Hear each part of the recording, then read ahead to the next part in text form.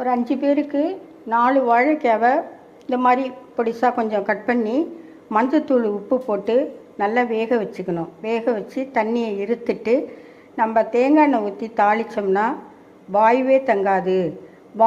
வாழைக்காய்னா எல்லோரும் பயப்படுறாங்க சாப்பிட்றதுக்கு. ஆனால் இது நம்மளை வாழ வைக்கிறது இந்த வாழைக்காய் தான். தினம் கூட நம்மலாம் சாப்பிட்லாம். இதோ இந்த தாளிக்கு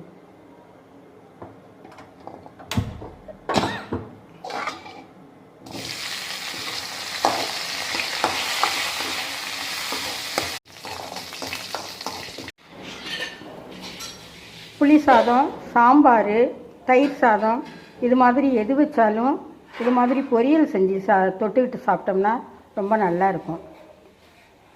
வறுத்து சாப்பிட்றத விட அது எண்ணெய் நம்ம உடம்புல நிறைய அதிகமாக சேருது. அதனால் பொரியல் செஞ்சு சாப்பிட்டா உடம்புக்கு நல்லது.